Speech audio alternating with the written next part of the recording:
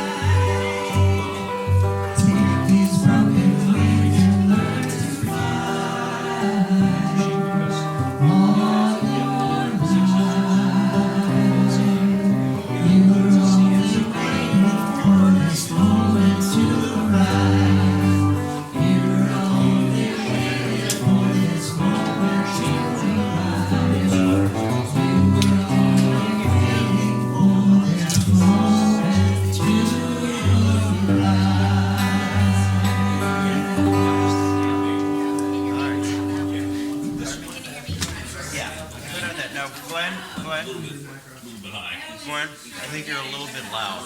Not yet. Wait. Could she, if we could get more volume on your mic too, I'm not sure. Mine? Yeah. It's up all the way. Well, it's not up all the way here. But then it's going to be up on Missy's too. That's all right.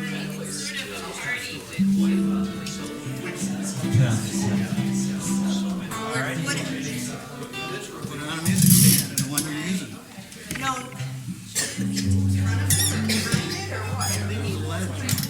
No. This. Oh, that? That's what we needed? No, we don't need that. Or maybe John needs that. Yeah, I might do that. Test, okay. All right, we're gonna do Fever, right? We all ready? Well, no, but let's get ready. I If we make an announcement to get ready to play Fever, we'll all get the music. Okay. We're gonna start. When are we doing Brooklyn Bell? I'm still confused about it. Tomorrow. We skipping it? I want to do it after stormy weather. No. That's good. That's good. Or actually, after let it be me. Because if he plays Brooklyn Bell, then everybody has to switch. That's right. We will If we play skip it it, after you can stay. 6. We'll do it after 6. Okay. All right. After Let It Be Me, we'll do Brooklyn Bell. Okay. All right.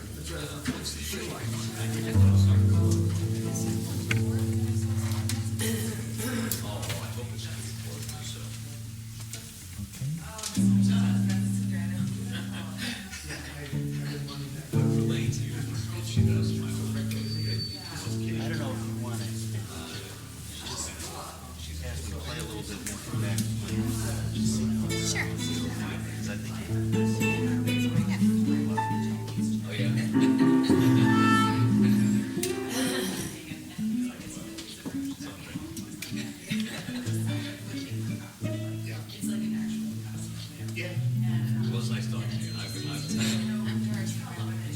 You ready for a count? Yeah, yeah, sure. 1, 2, 3, 4.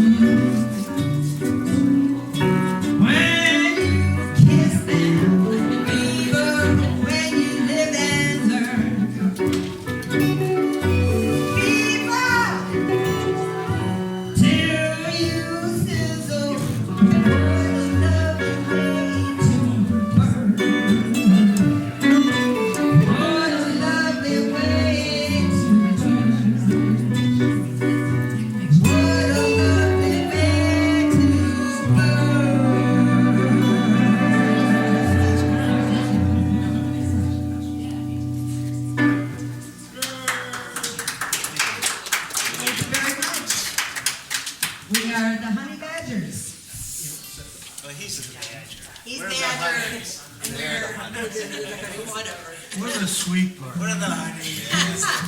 I'm the mean one.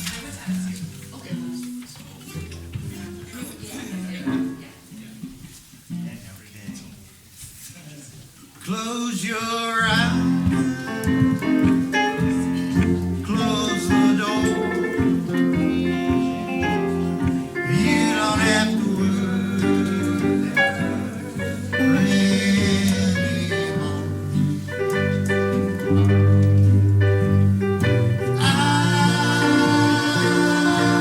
I'll be your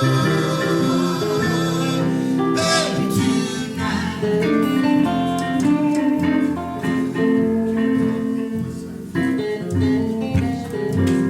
Well, shut that light, shut the shade. You don't have to be afraid.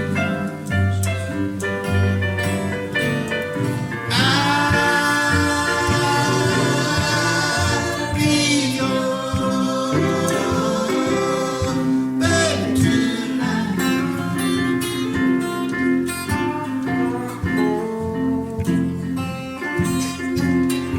Well, then mockingbirds gonna sail away.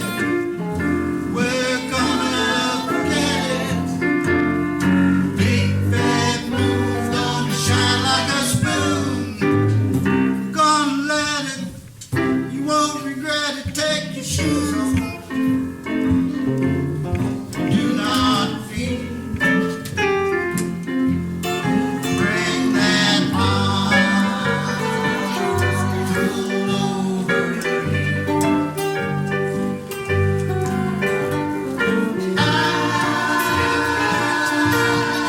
I'll be your baby tonight.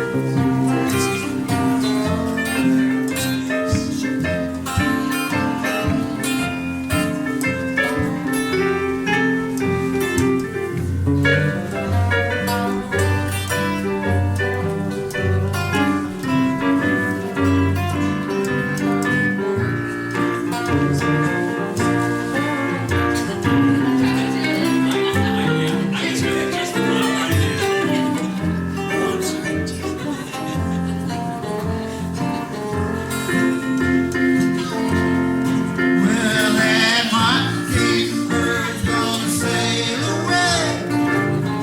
We're gonna forget it. Big fat moon's gonna shine like a spoon. We're gonna let it, you won't regret it. Get your shoes on. Do not fear. Bring that bottle over here.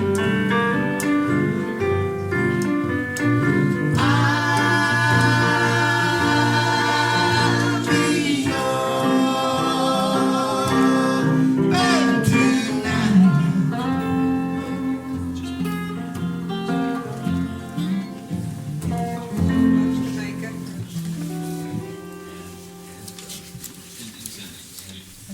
See you.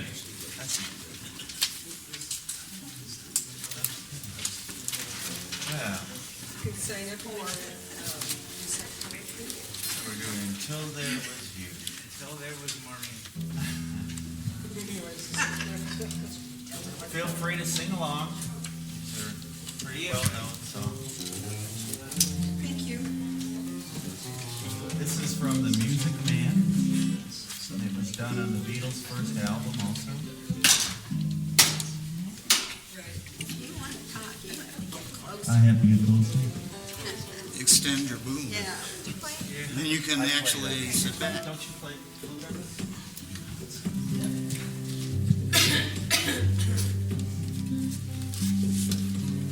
This is an old standard if y'all want to sing along, do so. No. Okay, here's something. Oh, I thought you meant. Oh, you know. Ready?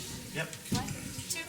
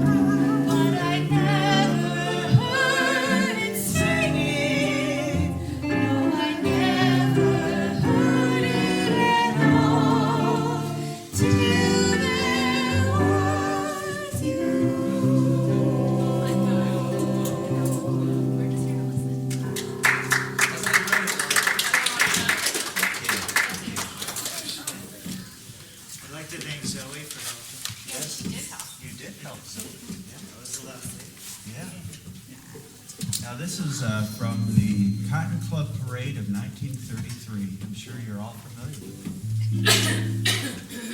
It's called Stormy Weather. You were there, right? I was there before they were.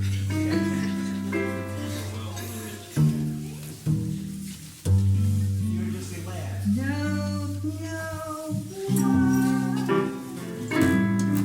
There's no sun up in the sky, stormy weather. Since my man and I ain't together,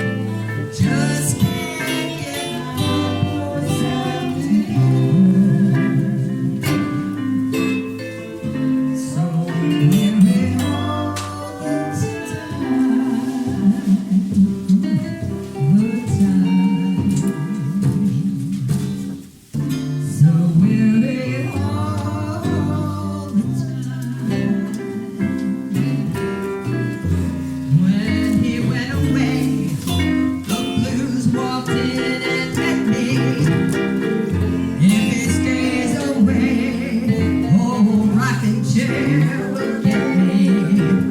All I do is pray the Lord above will let me walk in the sun once more and go on.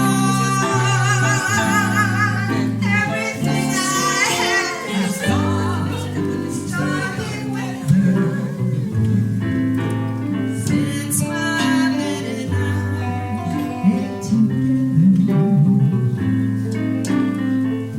keeps raining all the time.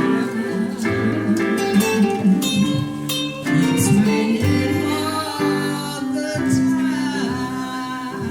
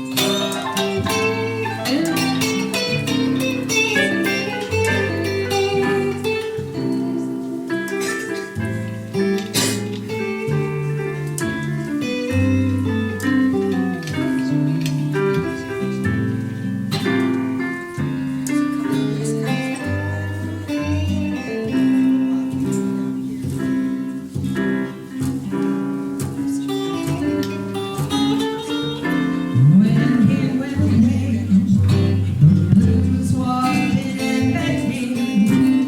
If he stays away, oh, I can cheer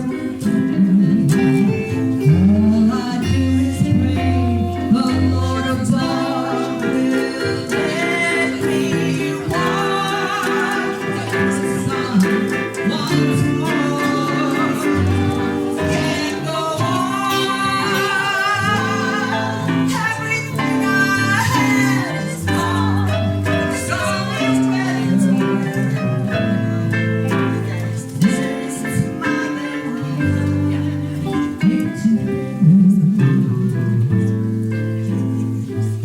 It's raining all the time. It's raining all the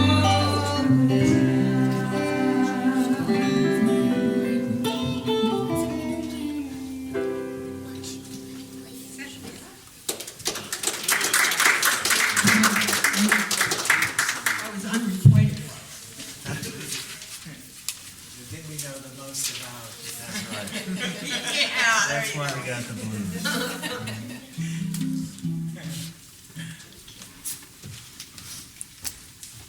Okay, this is called Let It Be Me. This is John's song about winning the lottery.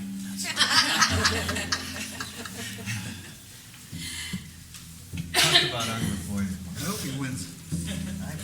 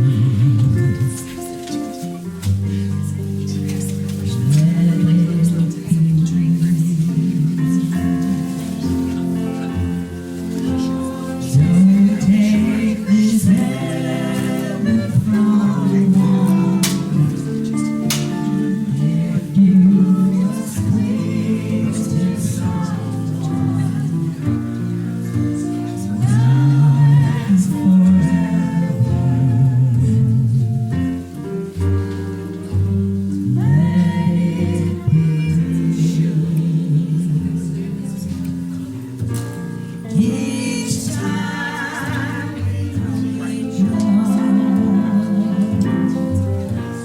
I find complete love without your sweet love. What would life be? So never leave me lonely. Tell me you want me only, and that you always let it be.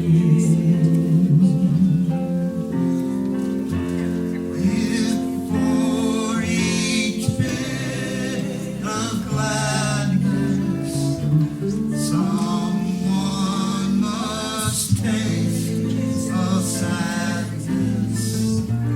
I'll bear the sorrow.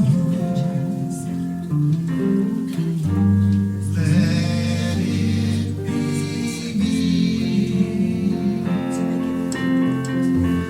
No matter what the price is, if you must sacrifice,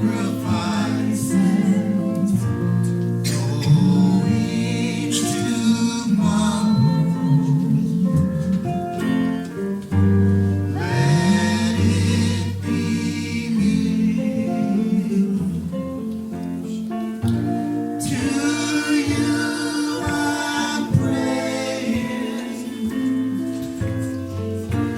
Hear what I'm saying. Please let your heart beat for me, just me. So never leave me lonely. Tell me you love me only, and that you'll always let it be.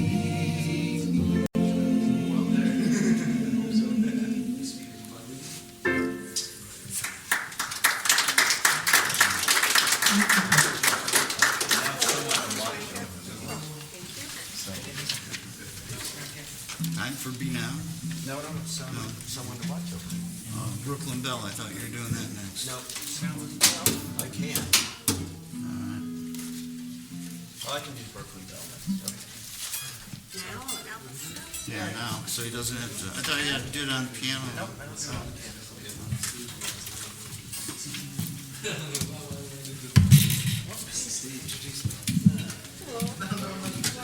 We are the Honey Badgers. Here's our head honey badger, John Croneman, Missy, Joseph on bass, Glenn on lead, and Mark Everything. on everything. He's on every night. And I just wanted to mention that you're free to move around. This song was written by, The poetry school started at 2 o'clock. this song was written by John.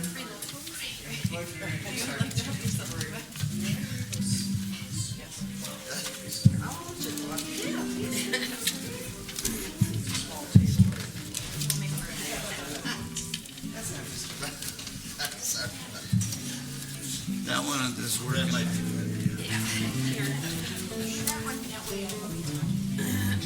Test.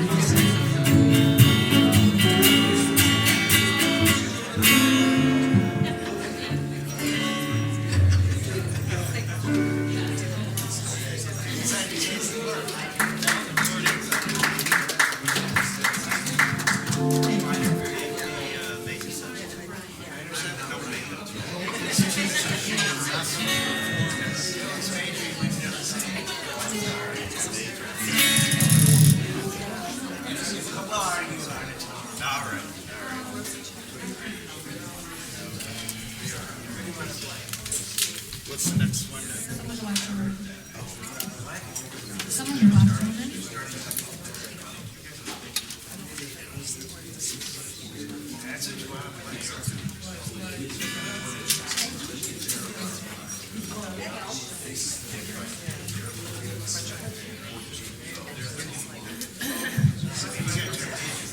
ready. I'm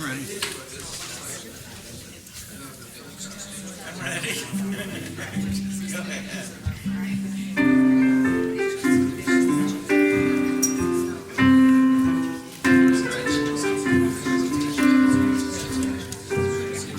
There's a saying that says that love is blind. Still we're often told, seeking we shall find. So I'm going to seek a certain light I've had in mind. Looking everywhere, haven't found it.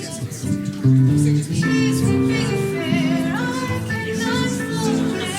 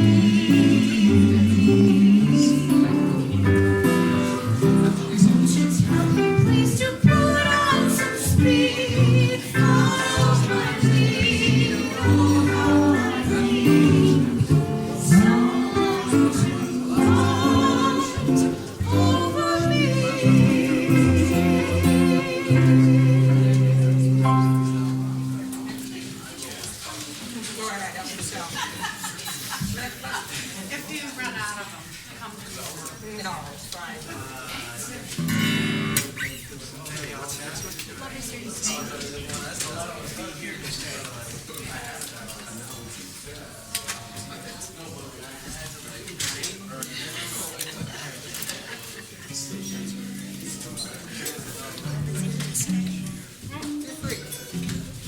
It's two measures. Yep, you get it.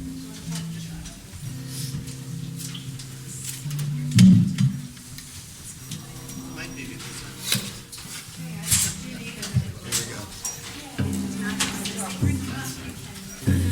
It's very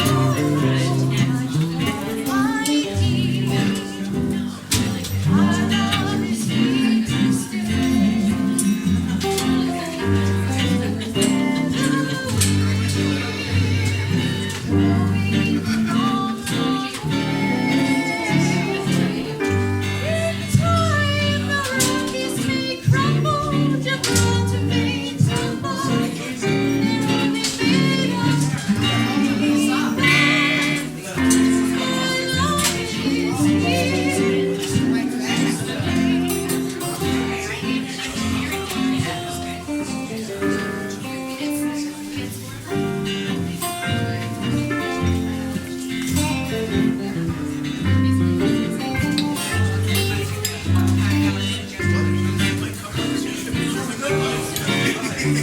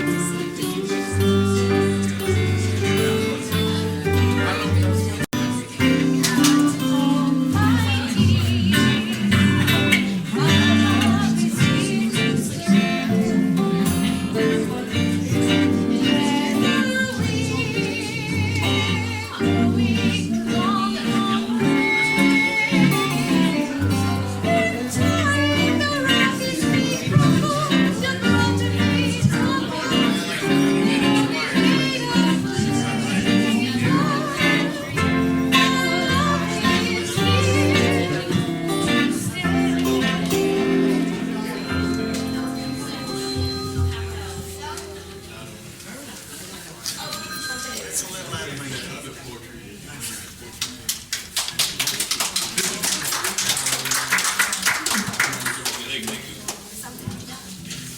Something you got. This is kind of a next song we're doing. After this song, our poets are all signed up and ready to read, so we're gonna start with the poets. So be ready.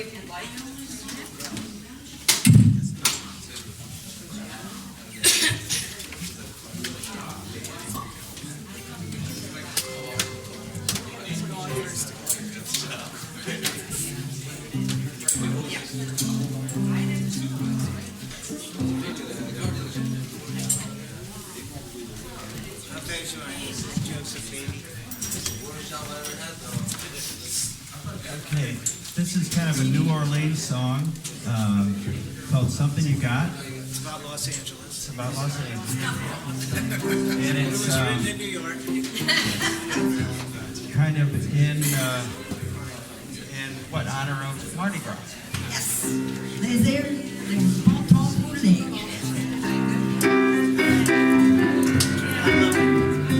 Feel free to sing along.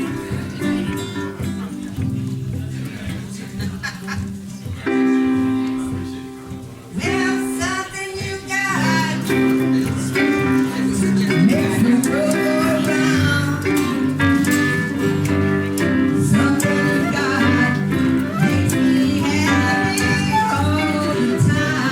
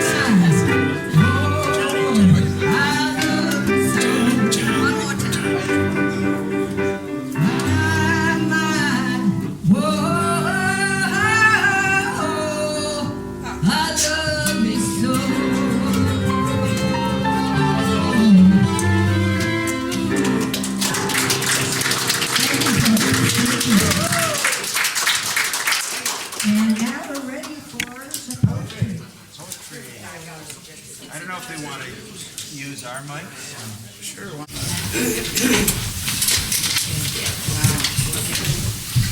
Okay. We're very smooth, as you can see. Okay, good afternoon, everybody, and welcome to Burning Desires. We are going to celebrate love in all its myriad forms, in both music and poetry. My name is Rulaine Stokes, and I am honored to be your MC d'Amour, and also the spirit of Valentine's Day past. My job, I'm still a little freaked out by the mic, but I'm recovering. Sorry. You sound great. Okay. My job is to not only introduce our fine performers today, but also to bring you some facts, some tidbits of love. And I will do that in a moment. But first, let me tell you, we have a wonderful program for you this afternoon, including the wonderful John Kroneman and the Honey Badgers. Also, the poet and activist Terry Muniz, poet Brian Gilmore, and members of the MSU Slam team. Plus, after our featured performers, we will have an open mic. So we've got good stuff coming for you today. We'll have an intermission, and during the intermission, we hope you will feast on the cookies, some of which I baked with my very own hands, and I even got a rolling pin because I wanted the rolling pin experience. So I can't guarantee the cookies, but they were baked with love. Okay, also the restroom is right over there, but above all, let me give a giant thank you to Katrina Daniels and to the Mica Gallery.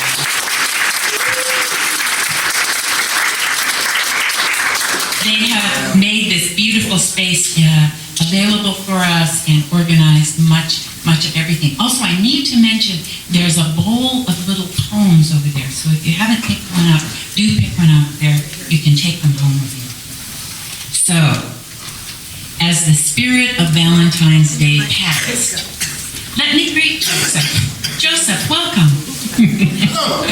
Hello, Joseph is here. The party can begin. Okay, we've been waiting for you. Couldn't begin until you came. Okay. The spirit of Valentine's Day passed. Let me tell you fact number 1. In 1537, England's King Henry VII officially declared February 14th as Valentine's Day. Henry was the father of that great lover and all-around nice guy, King Henry VIII, who gave such a great reputation to love. Fact number 2, St. Valentine's Day began as a religious celebration, not a celebration of love, but a religious celebration of an early Christian saint named Valentinus. Although the record is kind of murky because it seems that there were several Valentinuses who were saintly enough that people wrote stories of their martyrdom, which is a great way to become a saint. But the story that I ran into the most is the story of Saint Valentine of Rome, who was imprisoned for performing weddings for soldiers who were forbidden to marry. This was during the time of Emperor Claudius II, and evidently he felt the soldiers would fight most vigorously if they were not married. So they were forbidden to marry, but Saint Valentine actually married them, and he also ministered to Christians who were persecuted under Claudius. So he was arrested, he was imprisoned. During his imprisonment, according to legend, he healed the daughter of his jailer, and he left her a note which he signed, according to legend, "Your Valentine." It's interesting to me, exciting to me, that St. Valentine was an early supporter of the right to marry, a human right which has faced opposition, terrible opposition over the ages. And I think he would be happy to learn that as of July 2015, 18 countries in the world had passed laws allowing same-sex couples to marry. Those countries are Argentina, Belgium, Brazil, Canada, Denmark, France, Iceland, Ireland, Luxembourg, the Netherlands, New Zealand, Norway, Portugal, South Africa, Spain, Sweden, the United Kingdom, the United States, and Uruguay. Also, parts of Mexico. Finland has enacted a law, yes, I think this is wonderful, a law to legalize same-sex marriage, which will come into force in March 2017, and there are bills pending in a number of countries also for same-sex marriage approval. Austria, Australia, Chile, Germany, Slovenia, Switzerland, Taiwan, and Venezuela. So today, when we're celebrating all the vagaries of love, the heartbreaks and the miracles of love, let us also celebrate the fact that we live in a country where all consenting adults legally have the right to marry. Before I introduce our first poet, I want to read a poem of my own. And it's a poem that would be illegal in many, many countries, in many, many ages. And I started out for this poem with the word barbarian. So, oh, beautiful barbarian, come into my arms. Let my body be lightning and smoke. Let my tongue be the spark to your undoing. Let fire consume all doubt and dissimulation. Let joy leap from my limbs and force you to surrender. Let me take advantage of you. I want to sip sweet nectar from the open flower, burrow into the silken folds of your skin.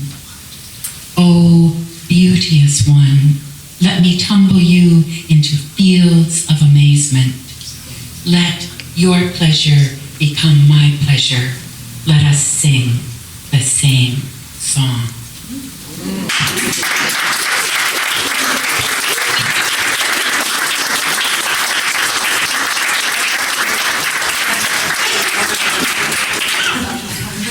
That's fine. Before I introduce our first poet today, let me introduce Katrina Daniels, who's the director of the Mica Gallery, and she just has a little announcement for you. Thank you. So I just wanted to remind everybody that we're on social media, so if you want to live tweet, post things on Instagram, post things on Facebook, we would love it. You can find us on Facebook at Michigan Institute for Contemporary Art. We're on Twitter at Art in Michigan, and we're on Instagram at Art in Michigan. And then just a shameless plug for an event that we have coming up here on Friday. It's called Bare Minimum. It's a $10 art sale. Everything is signed, everything's original. We're getting beautiful work. And Friday night from 5 to 12. Our tagline is cheap art, free beer. Sleepwalker Ales are donating an incredible keg of their craft beer. And then we're gonna have beautiful artwork. We're just gonna lay out tables. It's a fundraiser for us. We're a 501c3, so it keeps our doors open. So please enjoy the poetry, and if you're so inclined, we'd love to see you at our art sale on Friday. Thank you.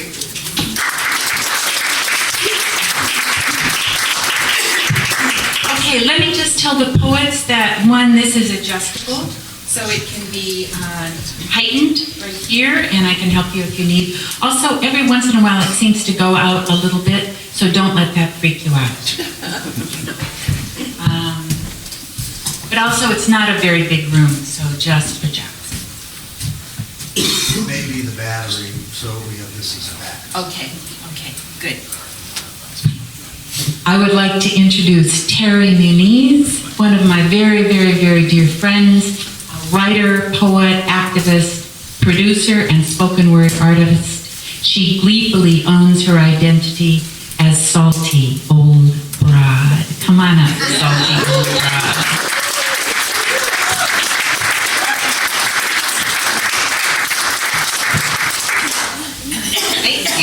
I'm very happy to be invited to be here today. I am not used to doing naughty and mixed company, and sometimes my naughty's kind of naughty, so we'll see where this takes us this afternoon. I'm going to start with a poem by my friend Susan Harris, and it's called Eternity.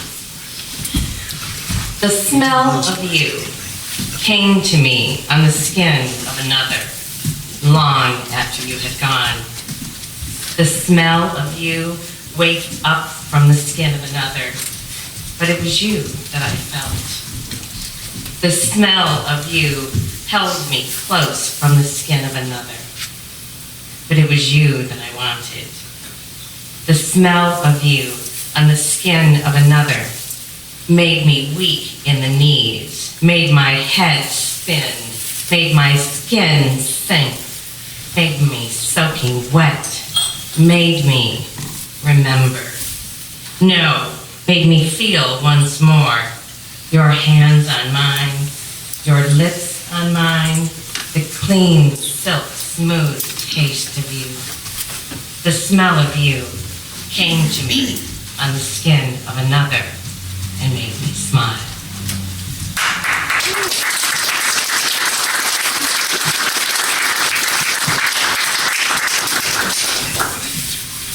Moist and throbbing, waiting for you. My hand moves slowly down. I can wait. Swinging my thighs from side to side, waiting for you. I open the nightstand drawer. I can wait. Giggling and twitching, waiting for you. I giggle, I twitch, I can't wait.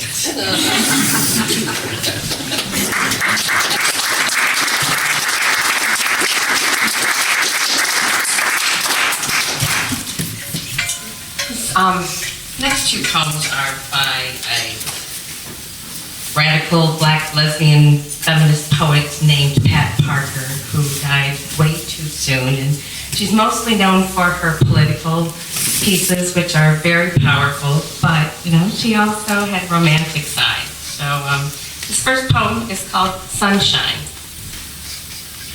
If it were possible to place you in my brain, to let you roam around in and out my thought waves, you would never have to ask, why do you love me? This morning, as you slept, I wanted to kiss you awake, say I love you till your brain smiled and nodded yes, this woman does love me. Each day the list grows, filled with the things that you are, things that make my heart jump, yet words would sound strange, become corny in utterance. In the morning, when I wake, I don't look out my window to see if the sun is shining. I turn to you instead.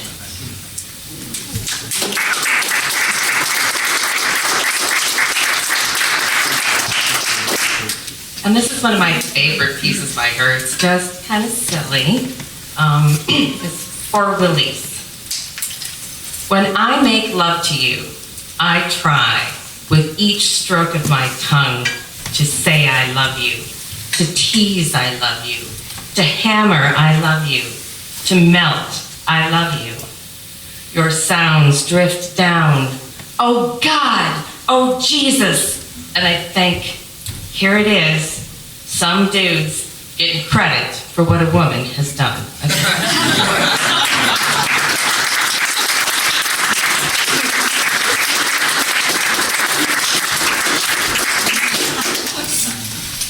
A couple of years ago, one of my good poet friends, Lori Hollinger, and another friend of ours, challenged each other to write a happy love poem. And this was the outcome, a love poem for you.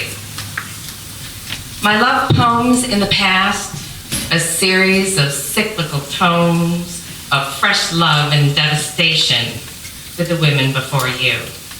The friction, fodder for some really good pieces.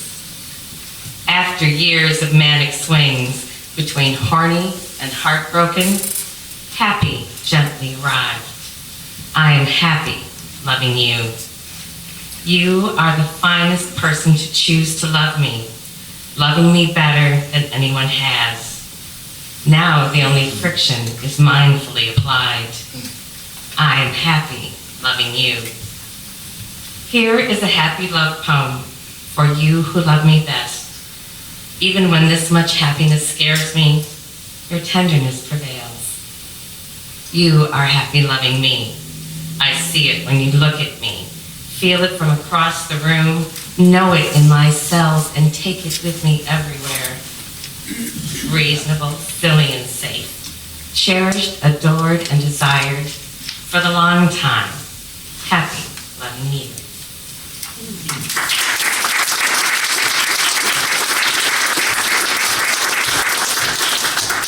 And here's my last piece, because sometimes things don't work out the way that you think they're going to. This is called Unchanged. We go round and round, prolonging the inevitable. The situation remains unchanged. You still won't take your underwear off for me.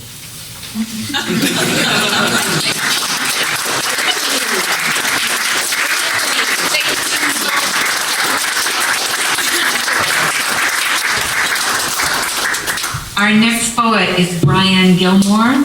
Brian is a writer, public interest attorney, and columnist with the Progressive Media Project. He also teaches law at the MSU College of Law and is the author of 3 collections of poetry. The titles are very cool. One is Elvis Presley is Alive and Well and Living in Harlem. One is Jungle Nights and Soda Fountain Rags, Poem for Duke Ellington. And one is We Didn't Know Any Gangsters, which I got my hands on just this last week, and I've fallen in love with his poetry. So please let us give a warm welcome to Brian Gilmore.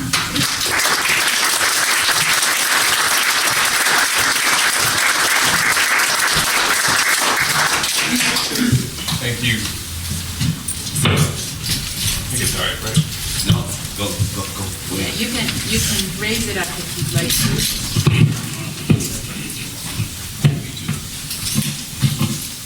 All right. Oh, I wanted to mention that I know that he has some of these in his bag, and so if you want to fall in love with his poetry, please talk to him right after the meeting. Thank you. That plug. It's very nice to be here. First poem is called Ladders. This is for Elizabeth Alexander, who's the inaugural poet, 2008. And this poem is what's known as a cover, which is a new poetry form. And we were asked to write cover her poem, Ladders. And her poem is embedded in this poem. So this is called Ladders.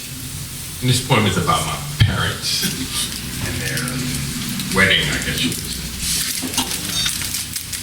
And I can hear strings like the Isaac Hayes Orchestra on Closer, Black Moses, church women praying, swooning, deliberate precision, horns, sacredness, look close. It is right there on their faces. More freckles or dimples, this is their wedding day. Not much matters. His brother, his so-called best man, didn't show. The reception hall is tiny. She's in white, he's in black. A cake, 2 rings. They hold hands delicate all day. No money worries. They don't have much anyhow. They work steady for the uncle in Washington, D.C., and they are black, and they will make it and raise children. It would be a fabulous moment in world history, even if they had been married in Filing's department store. 1953, an Aunt Jemima floor display, red bandana, apron holding white rolls of black fat fast against the bubbling pancakes, bowls and bowls of pale batter. This is what Donna sees across the cookware's floor and hears, Donessa, please, this cannot be my aunt. Father's long gone sister, 1953. Girl, had they lost her, mister? This is not the question. This must not be my aunt.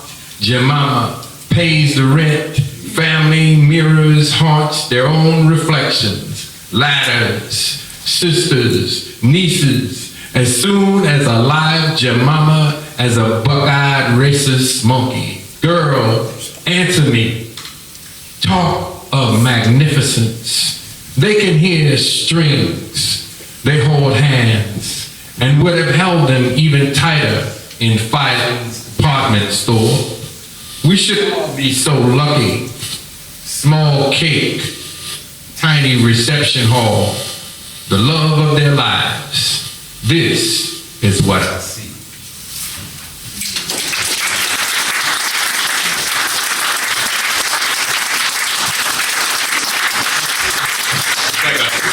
It's like a strobe light mic, right? Yeah. Get it? Because I work with that. This is called Avalon, and it's for my paternal grandparents. And the inspiration for the poem is the Barry Levinson film, Avalon. My father was from Baltimore. The son ponders his departure in the middle of night. His parents asleep in a creaky Baltimore row house, heated by stoves. There is nothing here for him in this city anymore. That is why he has come. He wants to be sure. His father, an insurance man, sells no more policies. His mother has long since immersed herself in mail order vitamins, scripture, lukewarm glasses of tap water boiled pure.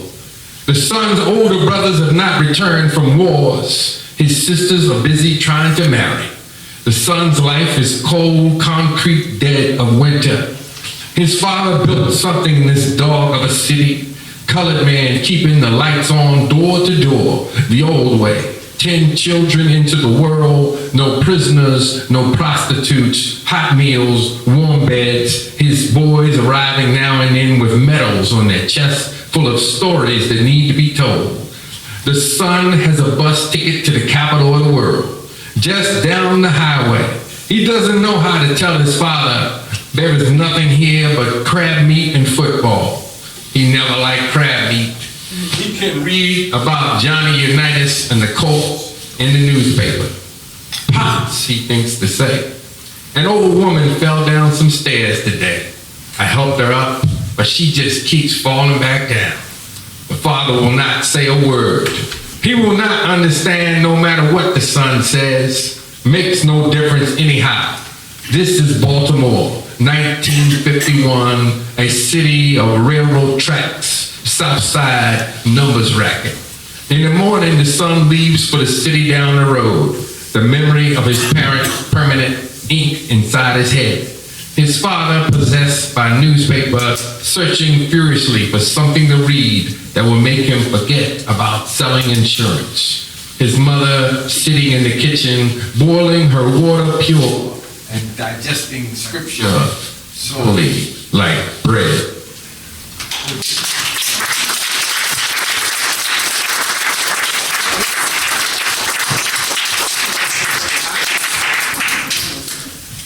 Read from this book here about Duke Ellington Band.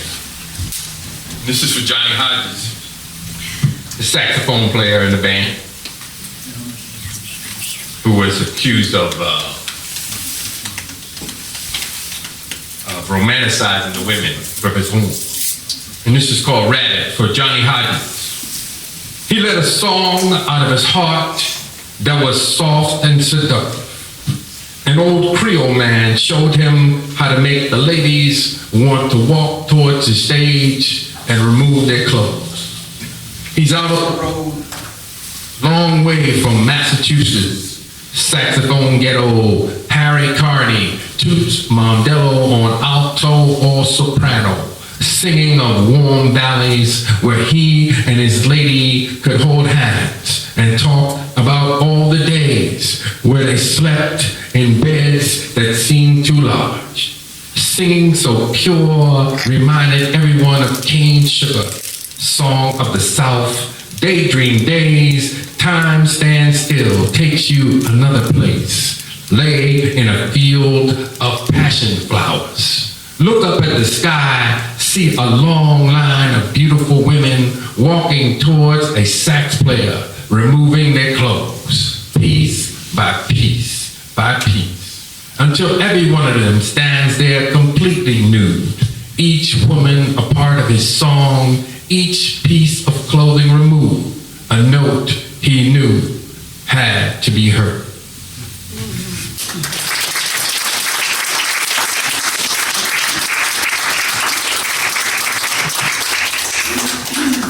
This is for my wife who's not here. This is called Gas Station Attendant. I remember I wrote this like we were dating. And the epigram is from Jackson Brown, Running on Empty. When she and I do not talk, I am like my car running on empty. The fumes of our last conversation push me down the lonely, desolate highway, looking anxiously for a sign that says, I can fill up again. The car I drive is a gas-guzzling mid-sized heap that would benefit from a 24-hour self-service station right next to my house. I have plans to build a station there and hire a one-person staff. I hope she doesn't mind the demanding work schedule.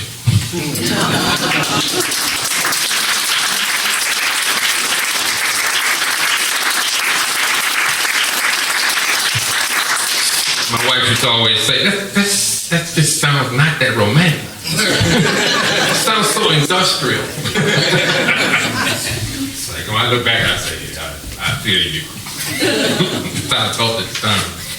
So I'd like to end with a poem from my father. And it's called Diamonds Are Forever, and it's in We Didn't Know Any Gangsters. And simply thanks everybody for coming out. Thank all the other poets and music here today. Diamonds are forever. We will live twice, both times with Sean Connery, rolling balls of thunder and saying his name coolly. Bond. James Bond. And these are the days of two movies for $1.50. And they don't clear the theater after the show. And our father is here with us and has brought us. And this is a movie house in our neighborhood where Sean Connery always gets the girl and always wins his fights, wears nice clothes. Unlike me, all I do is go to the corner and back, or down the alley or post pattern, where my big brother throws me the bomb. And for a moment I am Charlie Taylor, and the place my family always summers is Wildwood, New Jersey, or Atlantic City. And it is the greatest thing when we are there. It feels like we will all live twice. Our family together on the boardwalk, or in that hot burning sand, or swimming in that salt water along the Jersey shore. And let's not forget about saltwater taffy, because nothing is better in the summertime than saltwater taffy at the Jersey shore, except maybe Sean Connery on some raft with some long-legged goddess. And I will still watch those Bond movies these days, though none of the new Bonds are as good or as cool as Sean Connery. And the movies aren't the same anymore, because the movie house is not in my neighborhood. And where it is now, they clear the theater when the credits roll. But most of all, my father is not around anymore to take me to the show. Thank you.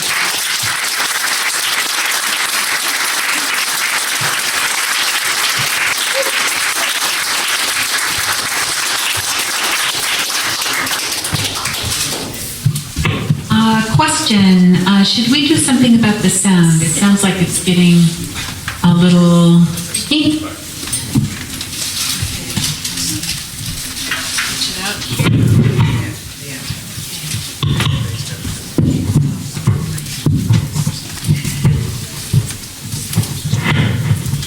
Okay, great.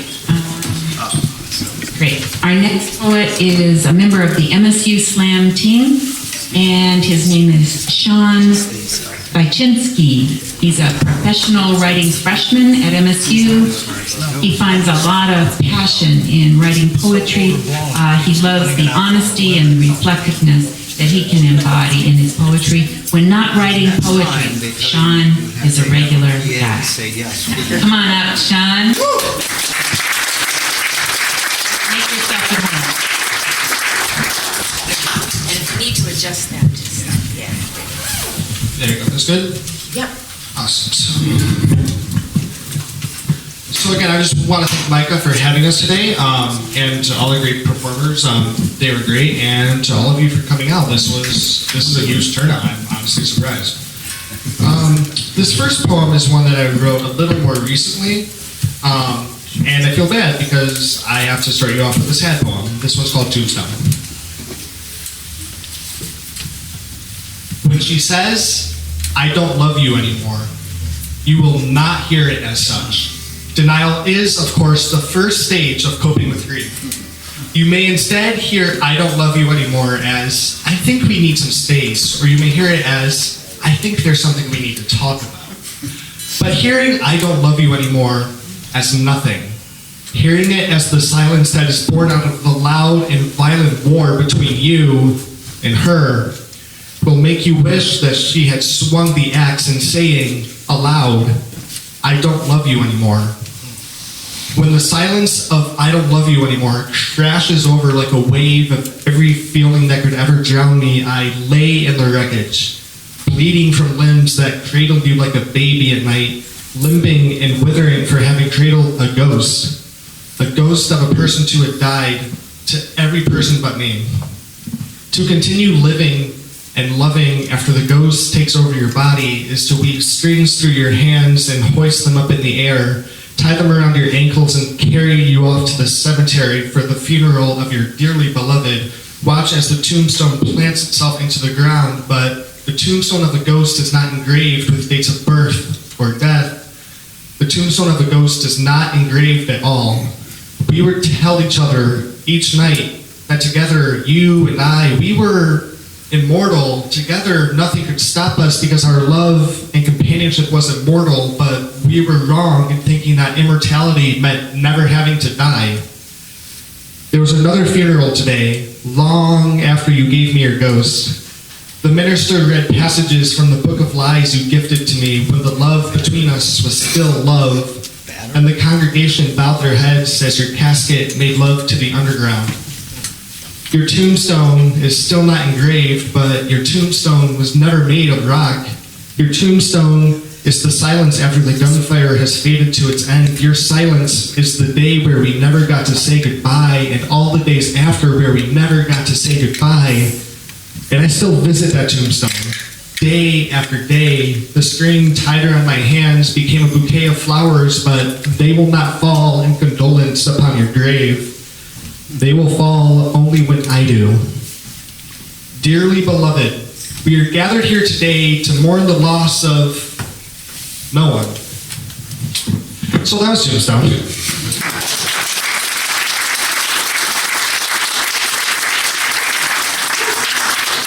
Now, originally, I wasn't going to read the second poem, since I guess due to personal events, I don't really relate to it, but I don't think it's important that I do. I think it's important that other people find me meaning in it. So this one's called "To the Girl to Whom I Never Told I Love You." To the girl to whom I never told I love you. To the girl whose name I chose not to remember, and yet somehow I still do. You linger in my mind like restaurant leftovers. You were once good enough to take home, but now you've just gone stale. To the girl who thinks this poem will be about her, you're probably right. To the girl who may or may not deserve an apology, it remains buried 6 feet under my lips, itching to break the chains of my voicemail breakup. But the one thing that's worse than a voicemail breakup is wondering if you heard it, wondering if any apology to you could ever float airwaves or airplanes to reach you, if my voice could carry across the wind like leaves in autumn, or if it will die with them upon winter's calling. To the rebound girl that I dated during that post-breakup summer, the one thing I'm sorry for in this poem is that it couldn't be about you, but I'd be sorry still if the opposite were true. I at least have a chance at sleeping at night these days because I laid you to rest rather than bring you back from the dead night after night trying to beat you back like some hell-bent zombie, but also trying to let you devour me like you did, like I did to the girl that I almost broke up with 3 months before I actually did. I have forgotten about that bad moment, and I have forgotten about all the bad sex. Yeah, all of it. And I have forgotten about how the airwaves between us flatlined each and every day because I keep thinking about what today could have been if, instead of saying what if, we could be saying what now. To the girl to whom I can no longer say I love you. I love you was just the crutch I've been walking on to try to get back to you on a leg that was never broken. To the girl who might hear this poem and break my leg for reciting it, I am delightfully not sorry for how I feel. I'm delightfully not sorry for wanting to love you while you're gone more than I did when you were here. My arms are open like they always have been, but to welcome you into my embrace now might be a crucifixion as much as a blessing. This poem is my apology to you, and I can't be sorry for that. To the girl to whom I never told I love you, thank you.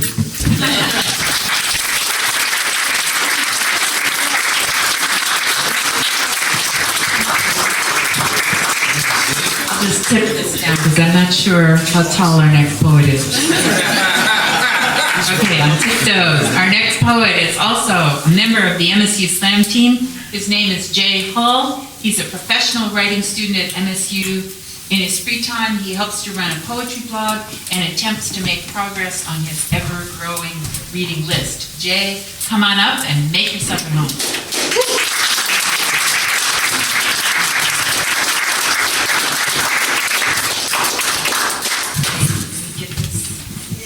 Might as well lower it. Okay.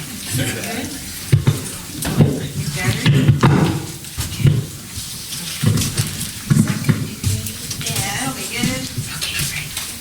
All right. The first love note I ever received, I flushed down the toilet. I don't mean a few months later when it didn't work out. Oh no. I took the first opportunity I got.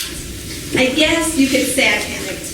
But it was middle school and I didn't know what to do, and I didn't want my friends involved, so that's how it had to go. I also didn't realize romantic attraction was an actual thing. I'm absolutely serious. I thought it was a game people played because they saw it on TV. Given that, you can probably imagine how it worked out for me when I, the budding emo who had spent their childhood writing and rhyming poetry, decided to reciprocate. It was a beautiful poem, pretentious, poetic, and completely fake. He liked it though, so we ended up dating. That middle school type of dating where the only real difference is everyone knows, and when you go to the movies together, it's called a date, not whatever it's called when friends go to the movies together.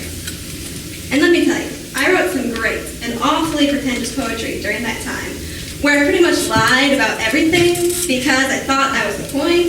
This continued for almost the entire school year until he decided he wanted to take it to the next level and kiss. Now, that's not a big request for your partner, but I can't do that. No way.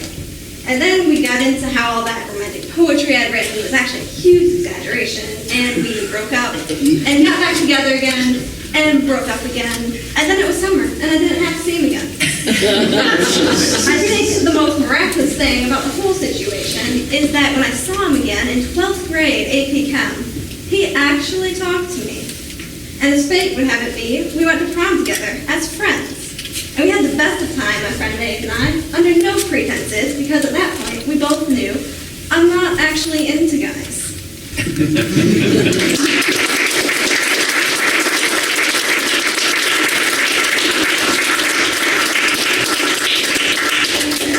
One more for you.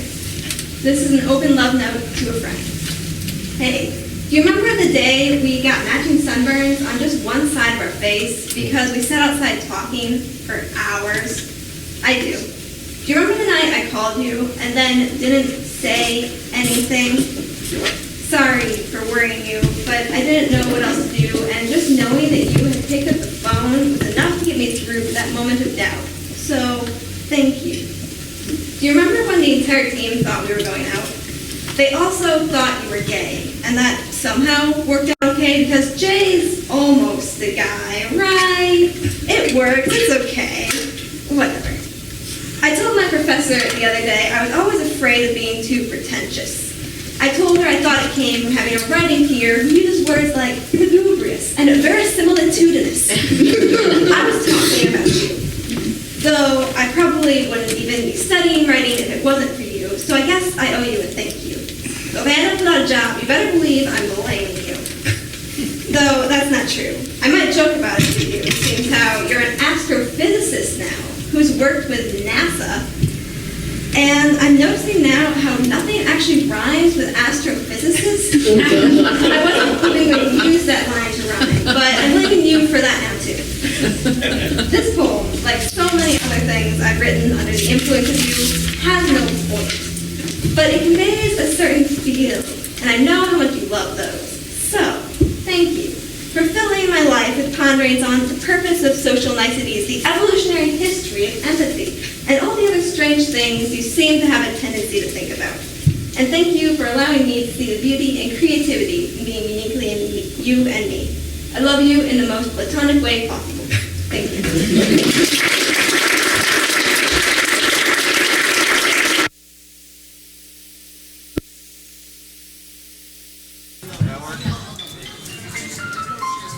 Hello. We're the Honey Badgers. We're going to do 2, maybe 3 tunes, and then we want to hear more poetry. Who's next on poetry? Do they know you? We're going to have an intermission. The MSU Slam team. Okay, we'll do 2 songs. How's that? We're going to do Skylark and All My Loving by the Beatles.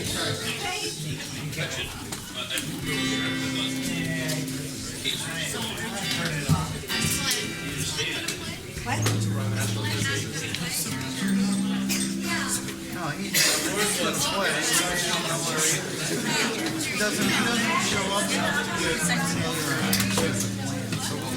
Yeah. Well, we're gonna start. Let's do it. Ready? Here you go.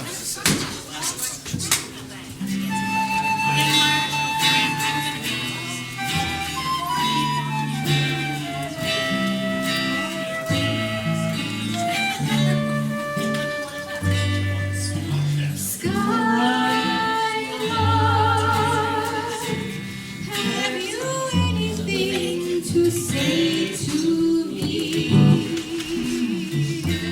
Won't you tell me where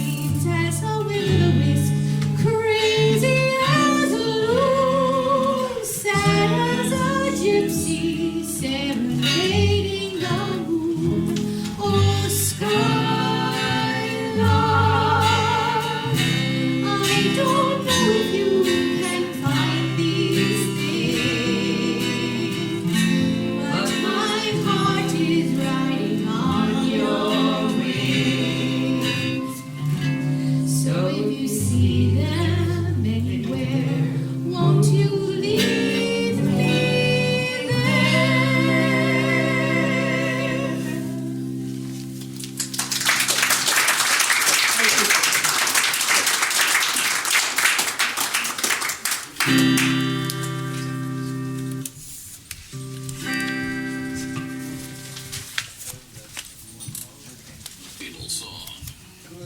This next song sounds better if you're eating cookies while we play it. We don't know why. Percussion. Close your eyes and I'll kiss you. Tomorrow I'll miss you. Remember I'll always be true.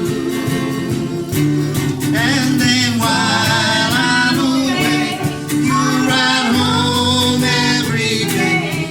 And I'll send all my love to you. I'll pretend that I'm kissing the lips I am missing. Hope that my dreams will come true. And while I'm away, I'll ride home every day. I'll send all my loving to you. All my love, oh, I will send to you.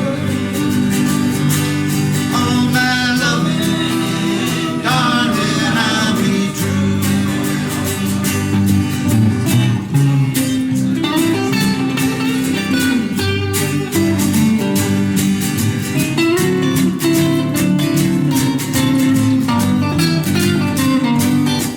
Close your eyes and I'll kiss you.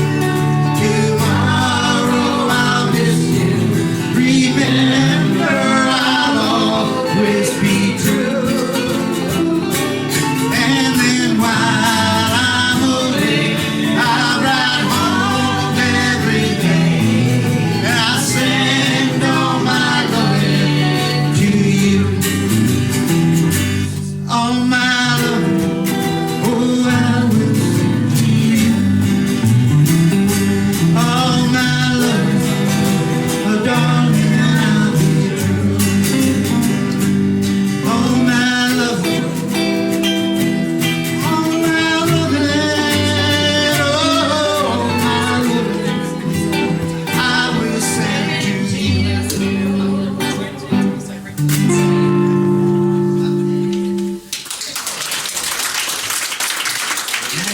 Enjoy the intermission, and we'll come back with some more poems. All right, we're going to take a break now. One thing I want to say is that one secret I've learned is that poets are often shy, but they love to talk to people. So if you see a poet close to you, please say hi, tell them that you really love what they did, and have a conversation. Okay, let's take a break.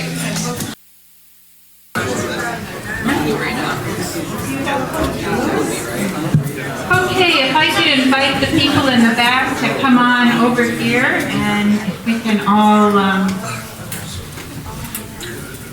come together. Thank you, John Lennon. Again, I'm Relaine Stokes. I'm the MC d'Amour and the Spirit of Valentine's Day Past. To begin our second set, I want to tell you this amazing love story that I came across. I was doing love research. And I never knew this story before. Maybe you have known it forever, or, you know, one of your English teachers in the past has told you the story. But this is, I was really quite amazed. In 1845, on January 10th, 1845, a little-known poet wrote a letter to an internationally famous poet, and her name was Elizabeth Barrett. Very, very, very interesting woman. She wrote fabulous poetry. She was also an invalid, and at the time she'd been living in just, you know, the same room because she couldn't even leave her room. She was an invalid, and she was 39 years old, a total spinster, okay? She was her father's favorite favorite child. But this guy was really warped. He was kind of a tyrant, and he forbade any of his children to marry. Isn't that bizarre? He would not allow any of his children to marry. Okay. The man who sent her a letter was 32 years old. He was a writer, playwright, and poet, and he was relatively little known, and his name was Robert Browning.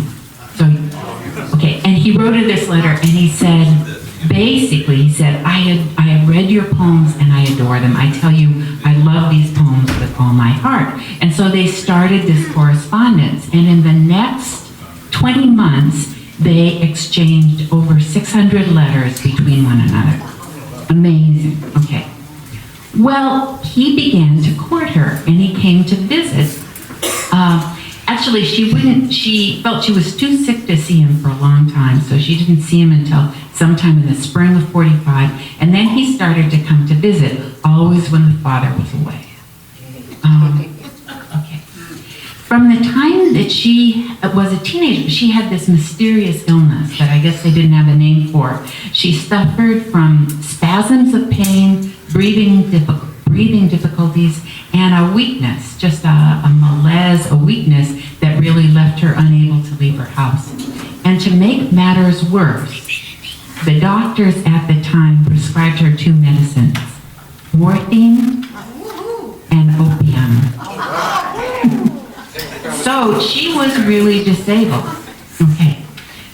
In the summer of 1845, her doctor said, you can't, you're not going to survive another winter here in London, which is famous for having really harsh winters. And he recommended that she travel and live in Italy during the winter.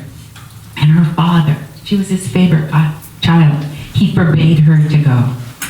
So she wrote to Browning explaining her dilemma, and he said, I will marry you now.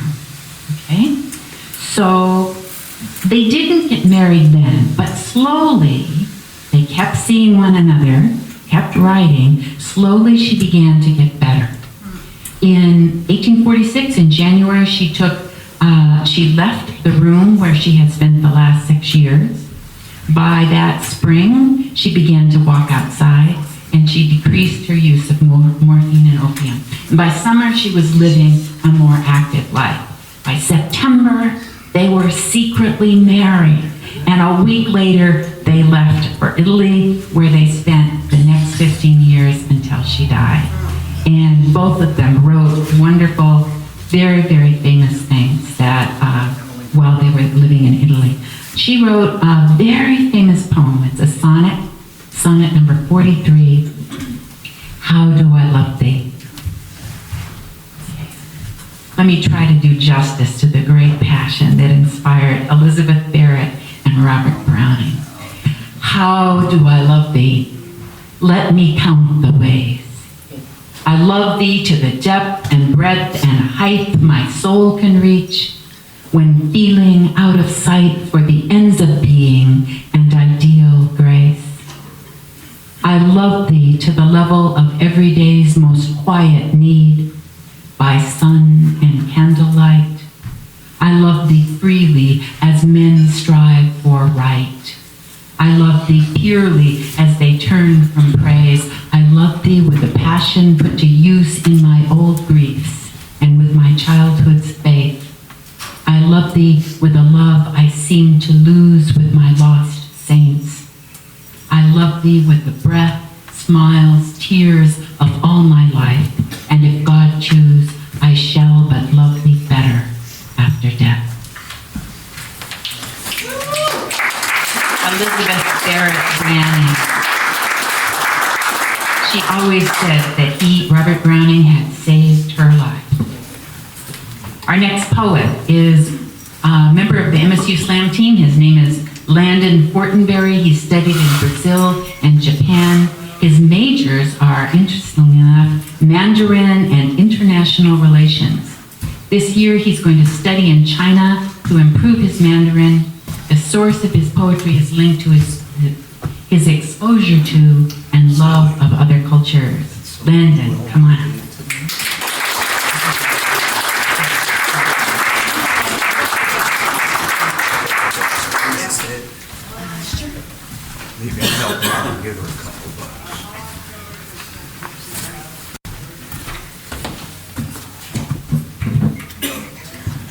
Good afternoon, everyone. It's a pleasure to be here.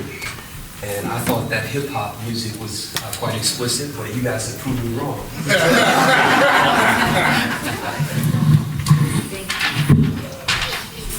Yes, okay. So I have 3 poems that I'm going to read. The first one is on capitalism, the second one is on pain, and the last one is on a love going back. So I'll read the first one. It's called The American State of Mind. Life are moments that philosophers have tried to fathom for centuries. It is allegedly full of sophistication and complexities, from modern hip-hop artists to prominent rock guitarists to ancient expressionists. We have been told to seize the moment and to occupy our surroundings as though we own it.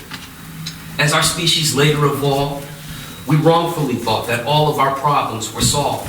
Mass production of goods, the cutting down of woods, all because of what we understood as false progress.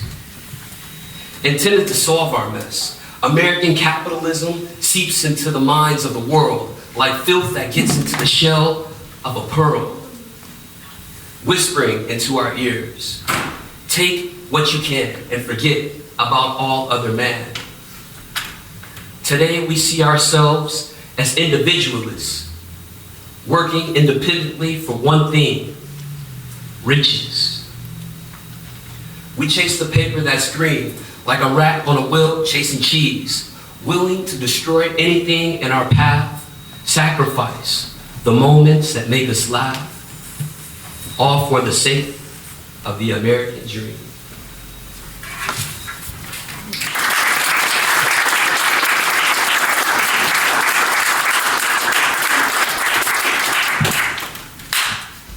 The next poem is titled The Girl Across From Me.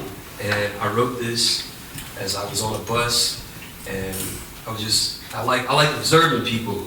And I wrote a poem about this girl that was sitting across from me on the bus. So,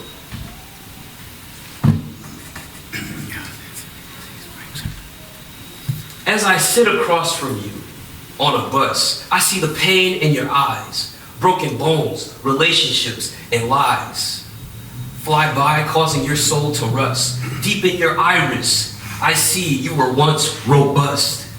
Your soul was full of vigor and might until the world destroyed you out of lust for your destruction and need insight of your talents. You could have been an actor, singer, dancer, or doctor. Now suicide lingers in your mind, which is a sin to the religious conservatives who worship the father of a dystopian world. But this world remains beautiful. We can appreciate it from a far distance. Life's problems, disputes, and terrors are plentiful, but it is meaningful with more sex, connection, and romance. With your feet planted on the ground, spine straight and dignified, while seated, you suffer in quietness, hoping no one is around. Head bowed to hide the scars of defeat inflicted by the feelings of self-defeat. But deep within, the seed of hope awaits to sprout, slowly establishing the new mind roots of self-assurance, allowing you to succeed in your pursuance of peace and mental stability. With your calm countenance and classy dress, you mask your mental instabilities. But in you, I see myself running from the stress of the political, social, and legal structure intended to control us and its constraining rapture. You see, we desire to exist sexually, physically, mentally, and spiritually without the impediments of this society.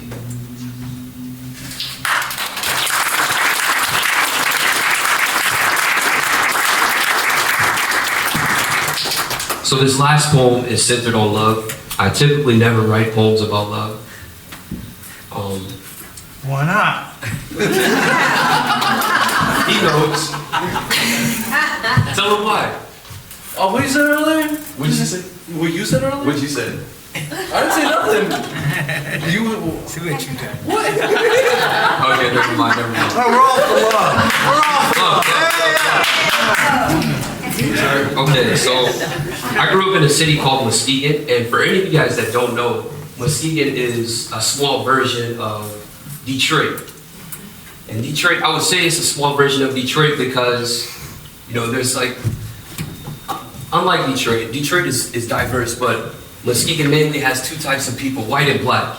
And like Detroit, it's a very divided city.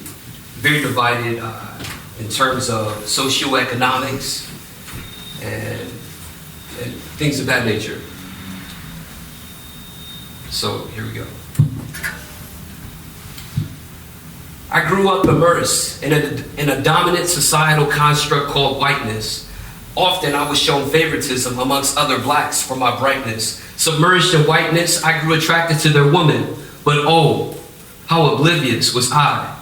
Little did I know that my color was despised. Why must I conceal my precious love for you, I ask.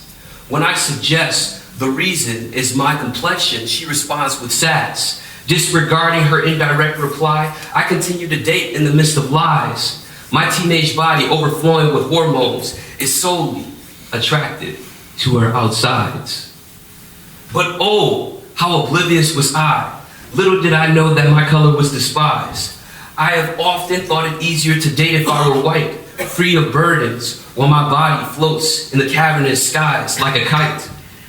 But instead, society attempted to confine me in my blackness. My kite carries visible weights, but still, many claim it's weightless. These weights become visible to me. But oh, how oblivious was I. Little did I know that my color was despised.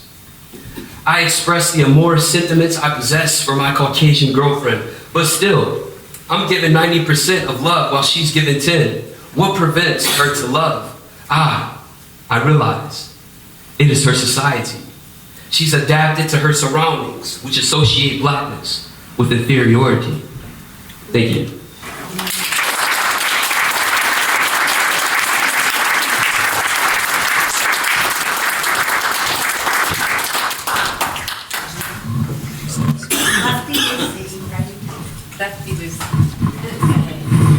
Great.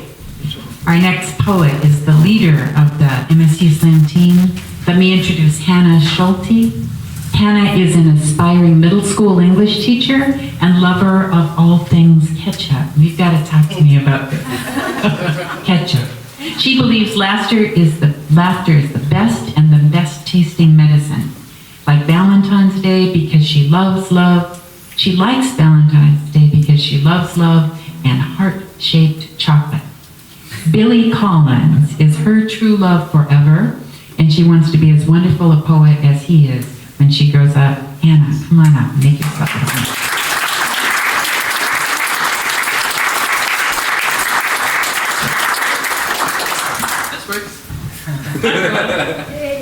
I'm gonna read two poems. Like Rulaine just said, I'm a lover of love, and I fall in love with literally everyone all the time, and it's my best thing and worst thing about myself. But I'm not gonna read any poems that I wrote about my own feelings on love. Both of the poems have to do with my family, and you'll see what I mean as I go. So this first one is called To the Man Who May Someday Marry My Brother. You know the scene. You walk into the house, he's not ready yet, still up in his room. You'll find that this is accurate. He's always the last to find his shoes, wallet, keys. And you'll be standing in our doorway, sweaty palms clutching a bouquet of something. Does this still happen? On the same forest green linoleum on which he raced matchbox cars back when Bush became president the first time. That stuff's textbook. Every teen movie has showed you the normalcy of tender, youthful love, tailor-made for prom season. But now a twist. Instead of dad shaking your hand or mom snapping pictures, you find me, sitting in the armchair with a whiskey neat. This is when you realize this is nothing like Hollywood. This is when you realize you don't want it to. This is what I say. So, You like Sam? You nod. You're nervous. Good. This is what I want to tell you, but instead we clasp our respective hands and listen to the clock count. When he was a toddler, a monster lived in his closet. He wouldn't say what it was, but he knew it was there. I still see his small fist clutching his blanket and the look of perpetual fear on his face. Dad invented Monster Be Gone, which we later discovered was unholy tap water in a bottle, so that he could sleep, so that we could sleep. I'd pictured some grotesque ghost eradicating itself from his room, running in fear into the night, but he never actually said it was gone. Here's what you should do, I want to say. Go get some Thai food. Let him pay, he'll want to. He's the kind of guy to always give to the Salvation Army buckets posted outside Walmart in December and spend way too much on anniversary presents. If you decide to stay, and I can't imagine you won't, let him finish his stories. Wrap yourself in each sentence and savor the way he does not pause. That's a rare talent. I say, last June I sat in this very chair and turned on the television. I saw ticker tape rainbows, people hugging. He came downstairs, asked me, remember how I said just last year it would be a lifetime before our state decided to legalize? The whole country now, Hannah. This is huge, he said. Now maybe Mom can plan out my color scheme too. By now I've finished my drink, and you've relaxed your hands. By now, my brother is standing in the living room, double-checking his pockets, and you're counting birthdays in the expanse of his smile. Have him back by midnight. No, I take that back. Have him back within this lifetime.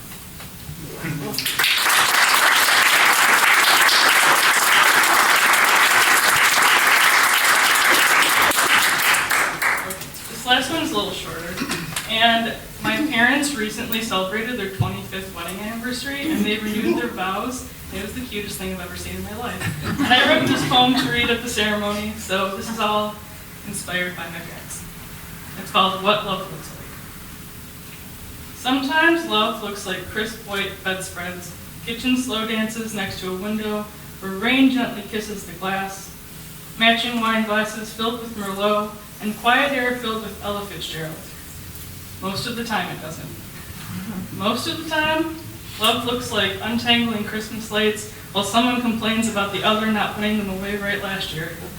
Love looks like gluing a million tiny tags to the bags of Easter treats for the 3rd grade spring party the night before, even if your fingers are too big to put them on straight. Love looks like boxes of pizza on the counter, and everybody loves Raymond on the TV, because 12 hours felt like 48, or 4. Love looks like going to the store, buying fat-free mayonnaise, and going back to the store for the regular time. Love doesn't proclaim from the tops of city roofs nearly as much as it whispers between cupped hands to open ears. Love makes coffee and takes out the garbage. Love looks like an ocean tide gently sweeping back and forth, creating a balance without which there would not be much of a beach. Love looks like everything overlooked while you're searching for more. Yellow flowers along the walkway, family portraits in the living room, love songs that continue to play in your head even after the radio is turned off.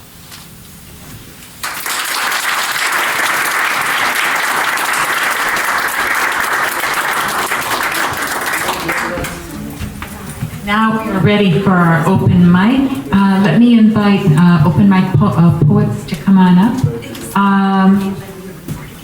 And let me, for the open mic poetry reading, read 1 or at most 2 poems. If you've got an epic, read a fraction of an epic. Okay?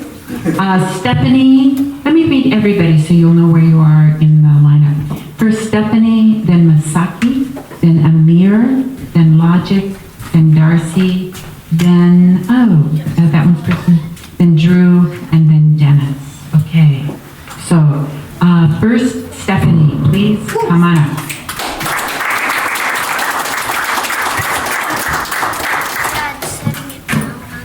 All right.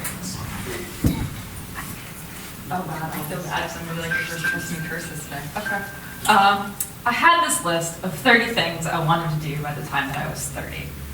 Bet you didn't think I was 30. And let's be real, I'm rounding down on this point at this point. So I did a lot of things on this list, 14 of them, in fact, and I had to go back and count. So after I counted, I realized I missed 16.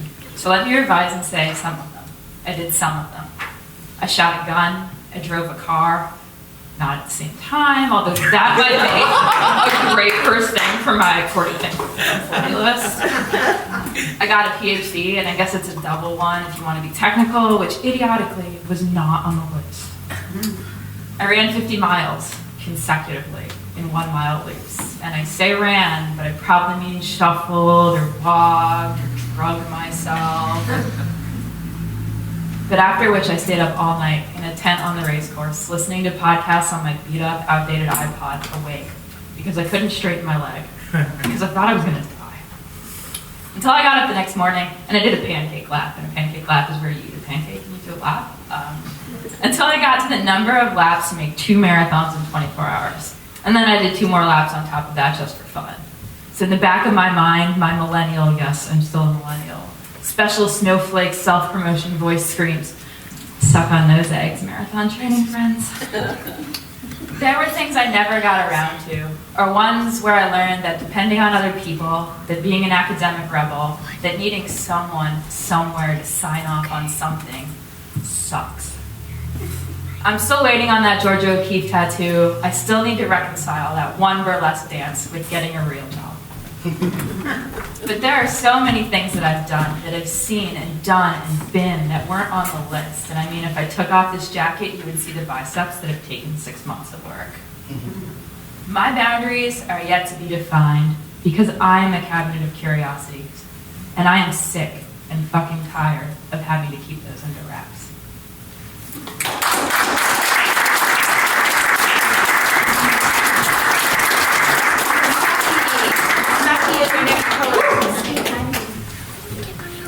I had a quick question. Why is there one new June? I didn't see that. Whoever June is the best. I know June is a person. Lowercase d. One lowercase d. Oh, yeah. Wow.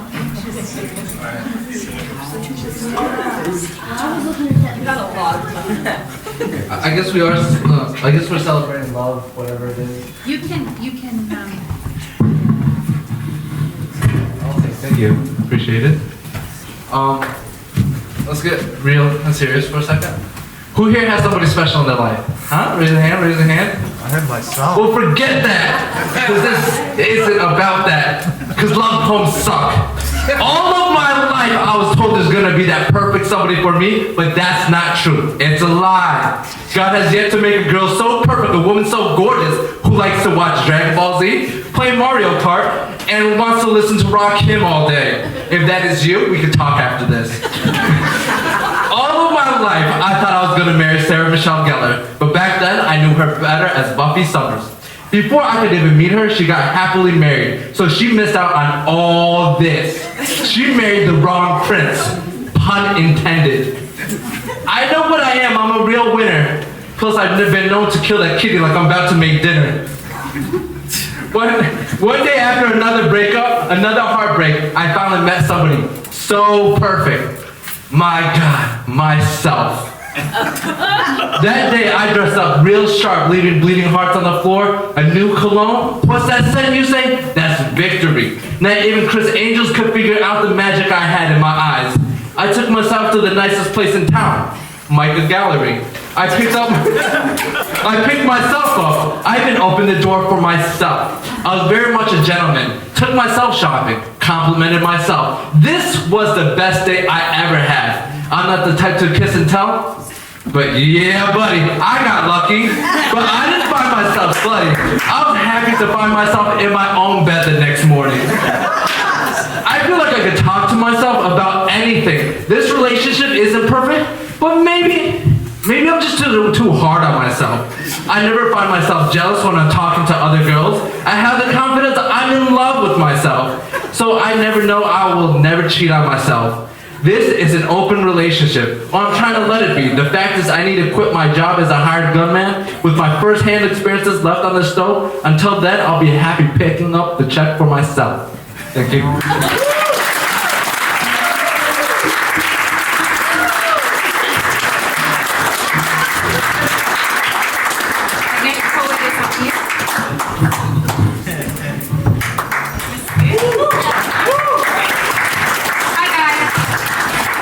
How you guys doing today? My name is Mia and I'm 13.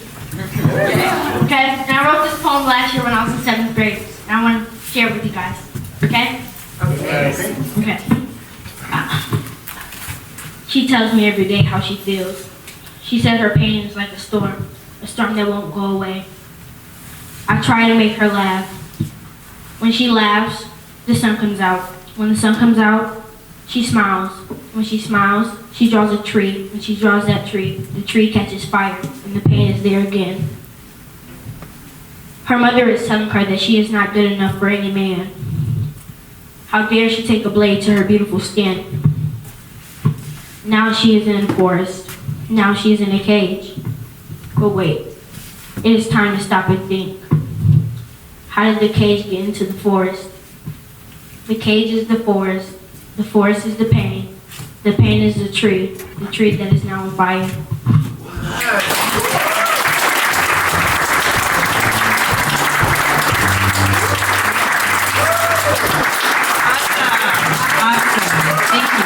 Thank you. My dear, come on up. I started writing like that when I was in the school. Alright, so I got two short ones. This first one was a challenge, a writing prompt. A friend challenged the group was to write a mundane poem that was also dirty, that stayed mundane. My first taste. Free diving. Now, a form of underwater diving that relies on a diver's ability to hold his or her breath until resurfacing.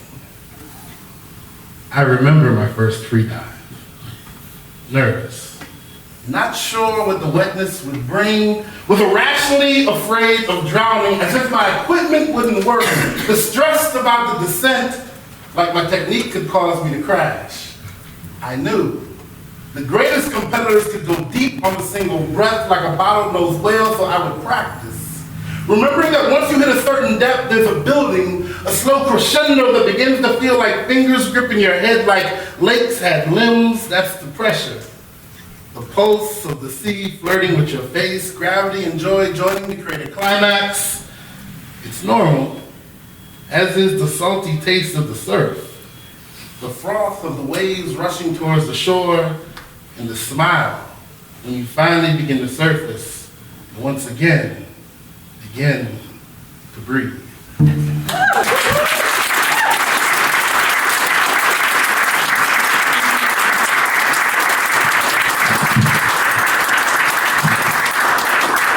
That was my dirty, not dirty song.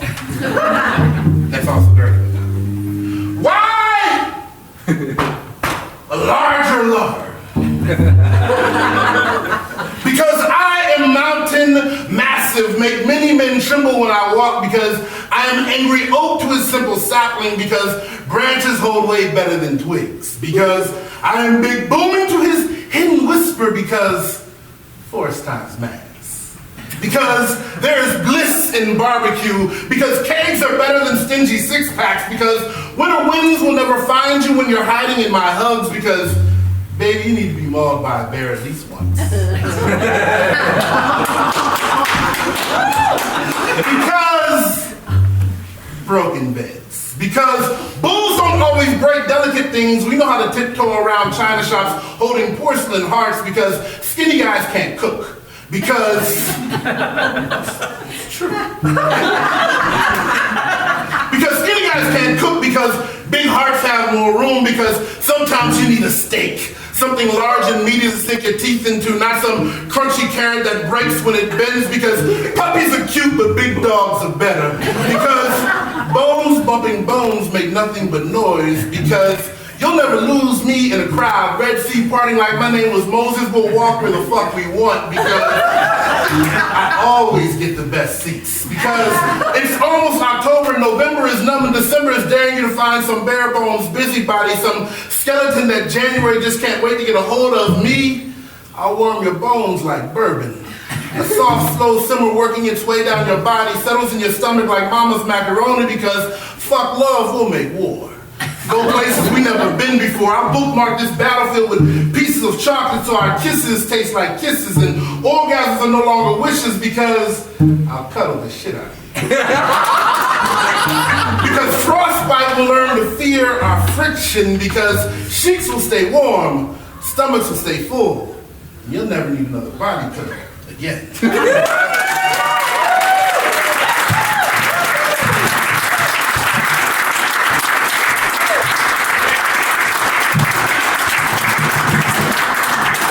Our next poet is Darcy. Darcy, are you here? Okay. This is going to be a little too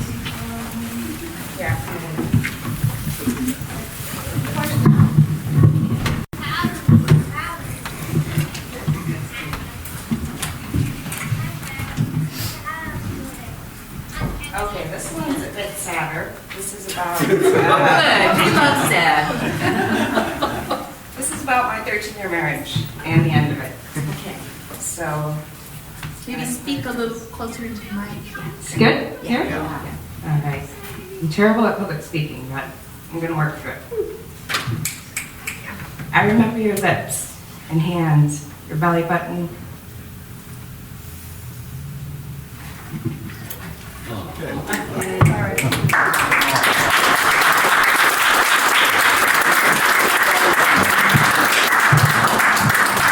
Poetry is dangerous. It really is. Drew is our next poet. Come on.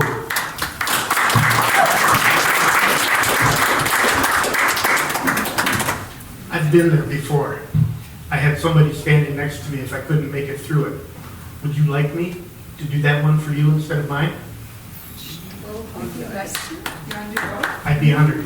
Like I say, I've been there before.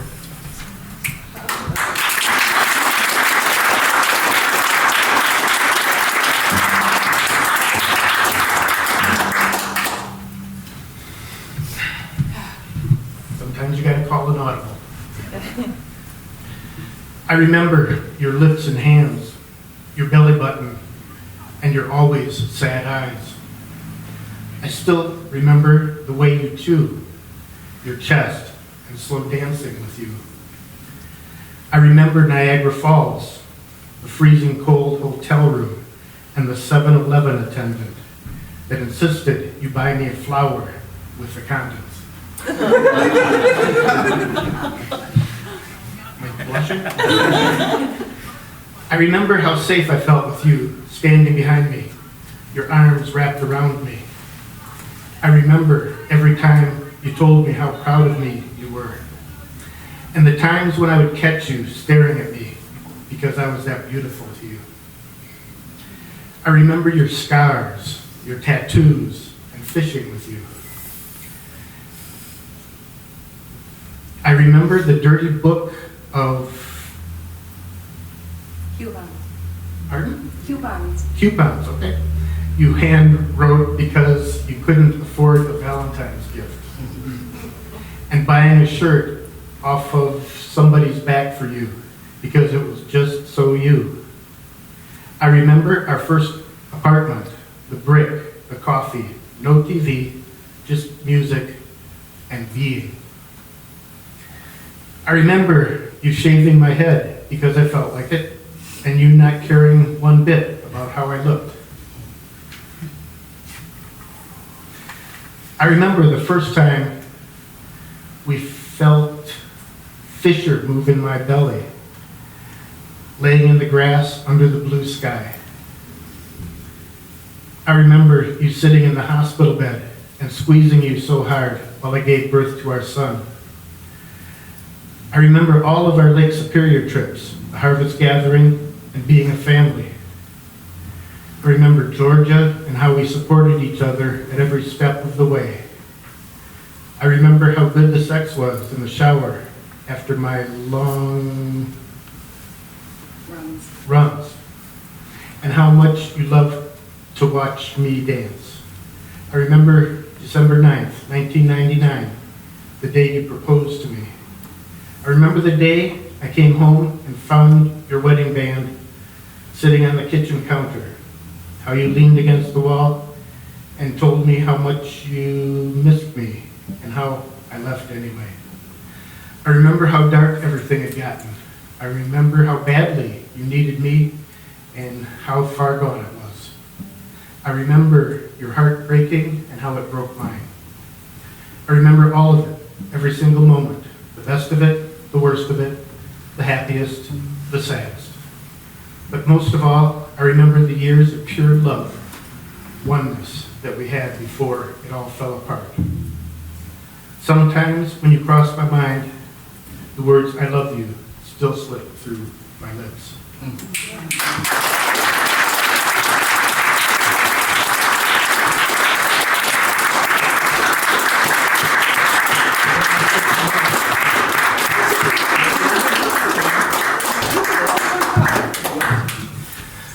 Darn it. You almost did it to me. Hi, my name is Drew, and this is a Drew story.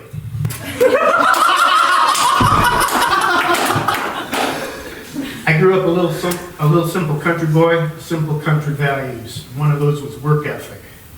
And my folks, my grandparents, my neighbors, my teachers taught me that if a tool or a person isn't going to let you do your best work, then you need to say goodbye to that person or that tool.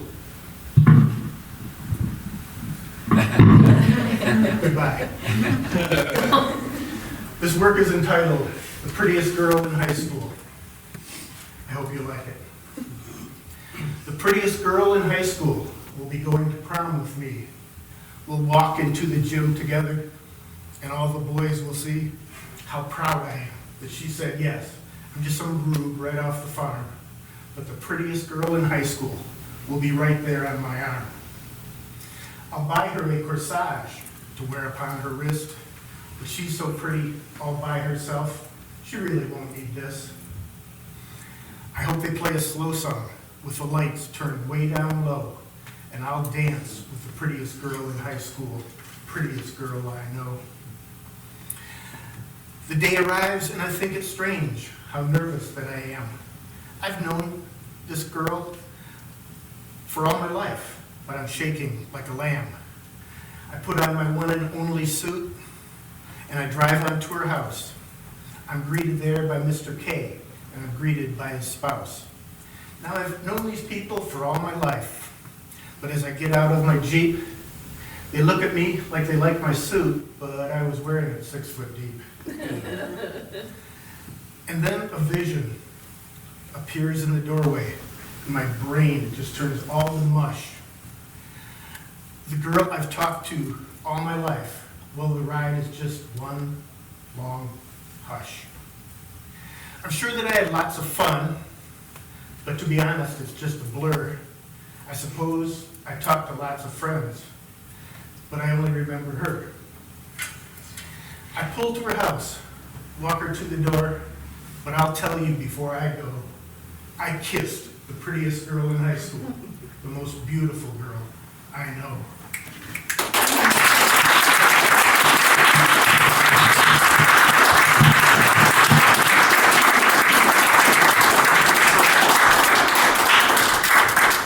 And our last poet today is Dennis. Dennis? Here. Okay.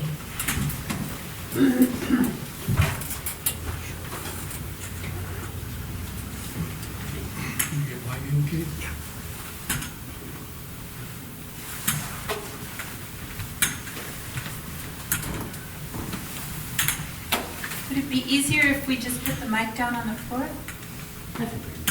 Okay. I'd like to hear it. You want What I right, it is a music stand. Yeah, okay. Just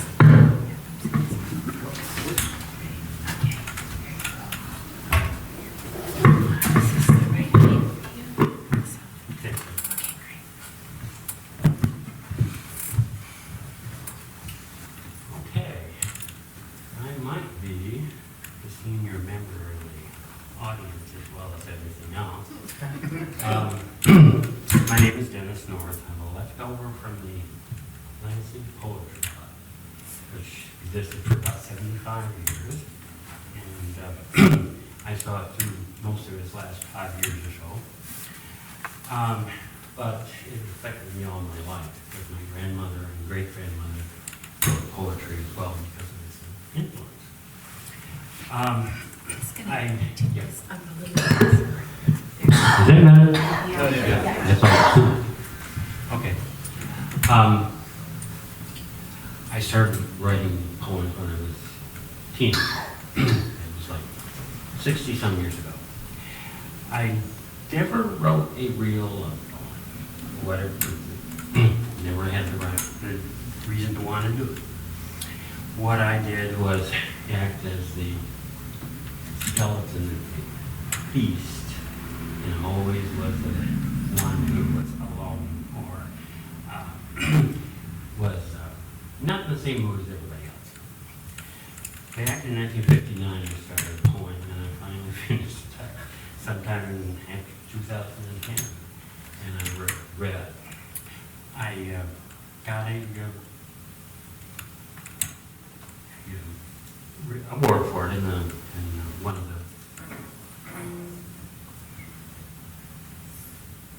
club's annual competitions. And this isn't going to make anybody happy, but at least it expressed what I thought and felt at that time. It's called Two Figures on a Bowl of Silver. Look upon us, you that love. See how we run toward each other, arms outstretched through webs of silver. With unmoving motion, see how we strain each to each, forever forbid to reach that dearest one of all, nor can you, entrapped there in the carnal mesh, reach that which you most truly love.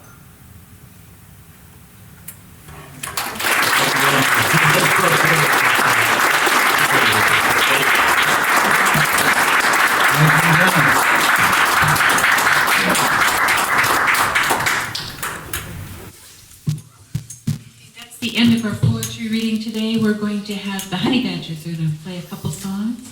And also, thanks so much for coming. They're going to sing us on out, okay?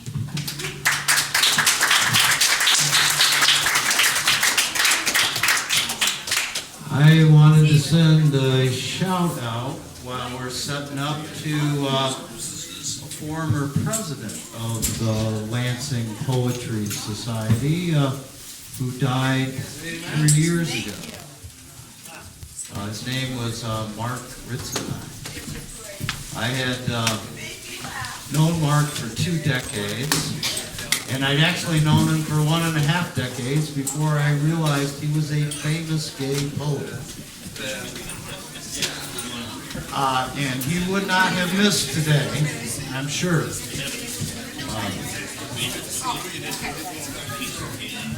During the last year of Mark's life, he wrote about his experiences while dying, and you can actually look those up on YouTube. It's a collection of 110 poems that you can watch. Just punch in Mark Ritzenheim and you'll see some of his best work.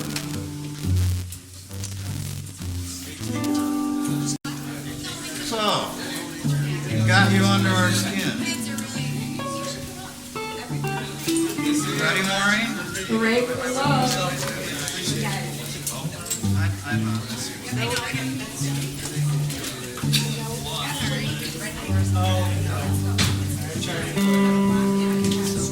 Sing it. I've got you under my skin. I've got you deep in the heart of me. So deep in my heart